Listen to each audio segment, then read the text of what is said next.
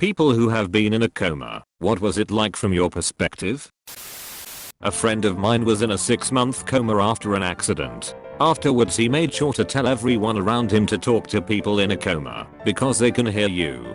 But he noted that they should always tell the person in a coma what happened, where they are, and what's happening to them, because he said that his moments of lucidity were mixed with some truly horrifying dreams, and he had trouble distinguishing between what was real and what were dreams. He said he just wanted to be told what was real and what was happening.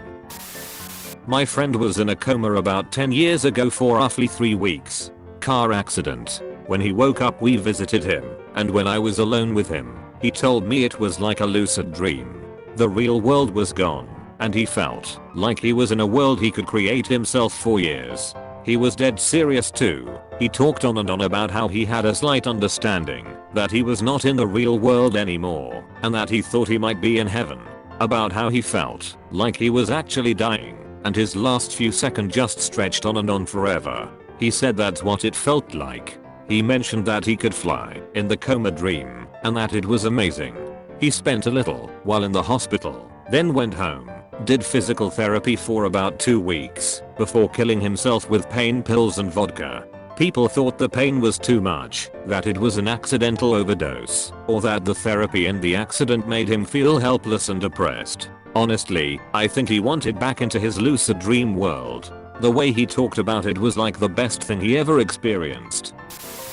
I was put in an induced coma when I was 9 years old after a pretty bad car accident which left me with a fractured skull. All I remember is a bad dream about having a bad headache and hearing my older sister telling everyone, including my parents, to get the fuck out of her way because she wanted to see me. I found out later that this was on the night it happened and they were trying to calm her down before she saw me. Edit. For those who are telling me to let her know how awesome she is, I made sure to, not quite but almost, hug the life out of her when she got back from work.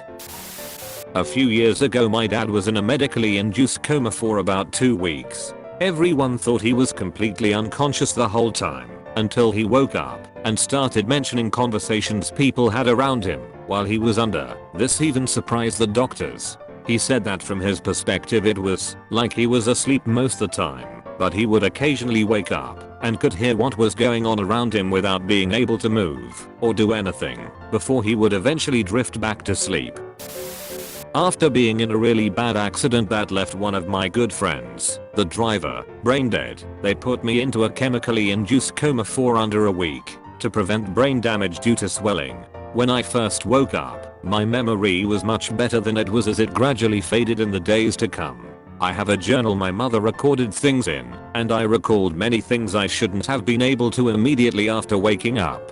Today, I have very little memory of it all, but I can definitely say that having positive people around you definitely helps when you're in a situation like that. If you have a friend in this situation, don't disregard them.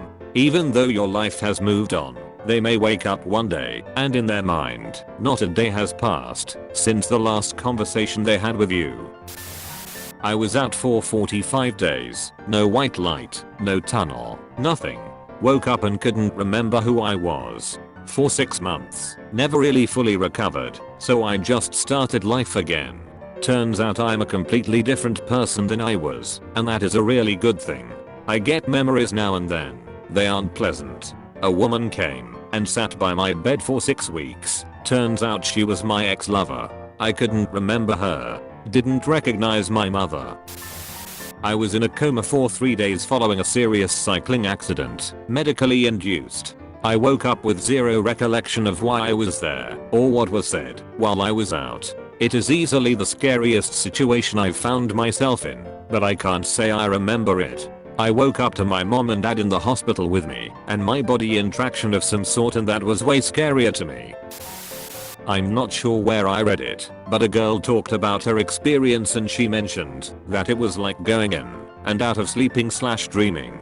Just when she would feel like she was waking up, she could hear parts of conversations or the TV, but she would slip right back to sleeping. She also said when people would clean her she could feel them touch sensitive parts of her like her armpit and butthole area. I'm an inpatient phlebotomist, and even though some of my patients are sedated, I still always introduce myself and say I'm here to draw some blood, just in case they could hear me. I was in a coma for 3 days after an emergency C-section. Thanks eclampsia.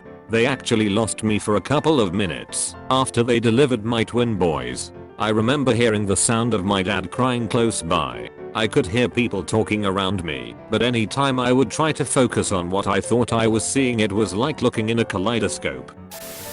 My mom was in a coma, and she recently told me it was horrible. She was in a wreck that killed her technically 5+ times. Heart stopped, and she said she could feel all the pain, hear the doctors yelling that she was being coded. She said she thought to herself, wow, whoever that it must be dying, and then realizing it was her. She was trying to scream and tell them she was alive, but nothing ever came out.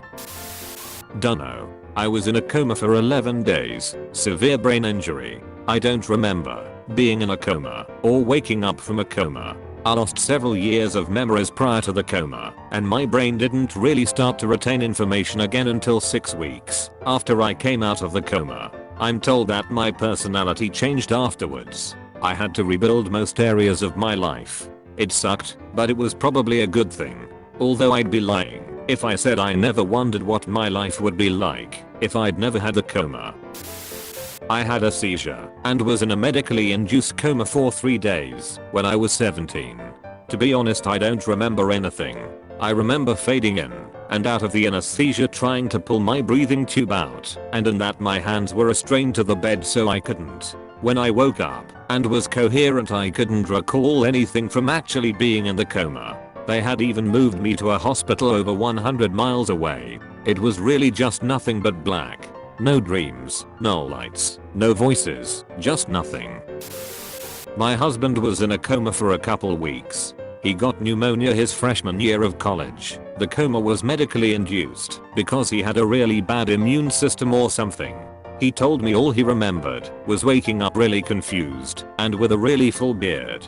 AMD when he did wake up, he was still in a lot of pain, so they gave him a ton of medicine, and it made him kinda high, and he wasn't all there when his friends visited. My girlfriend of 6 years and sort of fiance was in a severe car crash when she was 16. Both of her best friends died instantly. She was the only survivor, but they didn't think she would make it. She was in a coma for 9 months. She was in what is called a waking coma. She retained normal periods of sleep and overnight wakefulness, but no higher brain functions. Here are some things about her experience. She doesn't have any memories of the year prior or the year and a half-ish after her coma, and obviously no memories of the car crash. She suffered at B, and when she first got out of the coma she would get naked and sexual with people and anger very easily. These are common problems of people who suffer at B. She went back to school after the coma, but her brain was still healing a lot. She was held back another year because her brain was still not retaining anything. Today she is a wonderful, bright 30-year-old with a college degree. She has a slight speech impediment, gets frustrated easier than most, and it took her a while to get driving down. Honestly, she still scares the hell out of me when she drives, but there are worse drivers out there. I know this will get buried, but I'll post my experience anyway. I went to the hospital with renal failure and a pulse ox reading of 32. I remember the nurse saying my pee looked like root beer, and when she stabbed my arm to give me N4, all she said was "hello." My arm got really warm and my dad moved my head so I wouldn't see how much blood was coming out. Next thing I know, I'm in a hospital bed, tearing through the desert at 60+ miles per hour. Nothing but me and a hospital bed. No motor, nothing. Just cruising through the desert. I'd see all sorts of weird things. Most specifically was Ronald McDonald. I saw him all the time. Then my hospital bed would come to a screeching halt and I'd be in the living room of someone I knew. Grandma, good friends, former coaches, basically any living room I had spent time in with someone I cared about. The weird thing was the living rooms were always 3-walled. One wall was missing, and beyond that wall was a barren desert. We would talk for a while about God knows what, then I'd be pulled back into the desert cruising at 60 miles per hour again. It happened over and over again. Sometimes the same living rooms would reappear, but almost all of them were unique. When I came out of the coma everyone kept commenting how good my hair looked. I couldn't figure out why they kept saying that, so I finally asked my mom how long I had been asleep. She said 13 days. And I had cards and flowers from all these people whose living rooms I'd been visiting in my coma. It was surreal, and I definitely can't explain it. Especially since most of the cards came from people who weren't allowed to visit me in intensive care and were sending well wishes in writing, not in person.